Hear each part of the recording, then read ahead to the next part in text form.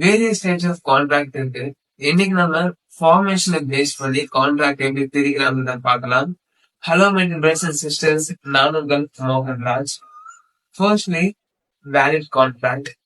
Section 10ல சொல்லியிருக்க essentials ஒரு அக்ரிமெண்ட் ஃபுல்ஃபில் பண்ணும்போது சோ அது ஒரு வேலிடான கான்ட்ராக்டா மாறுது. அடுத்ததா பாத்தீங்கன்னா வாய்ட் கான்ட்ராக்ட் தான்.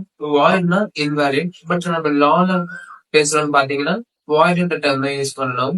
சோ இது எப்படி இன்வேலிட் ஆகுதுன்னா, எசென்சியல்ஸ் வந்து ஃபுல்ஃபில் பண்ணியிருந்தாலுமே இப்போ வந்து ஒரு லா கொண்டு வராங்க, அந்த லா வந்து அந்த ஆக்ட வந்து பேன் பண்ற மாதிரி இருக்குன்னா அது இம்பாசிபிள் ஆயிடும்.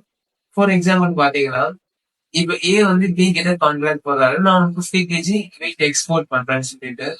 சோ கவர்மெண்ட் என்ன சொல்றாங்கன்னா, சோ வீட் எக்ஸ்போர்ட்ன்றது நாங்க வந்து தடை பண்றோம் அப்படின்னு சொல்லும் போது என்ன ஆகுதுன்னா, அந்த கான்ட்ராக்ட் வந்து இம்பாசிபிளா மாறுது. இப்போ ஒரு வாய்ட் கான்ட்ராக்டா மாறுது. தேர்ட்லி பாத்தீங்கன்னா வாய்டபிள் கான்ட்ராக்ட்.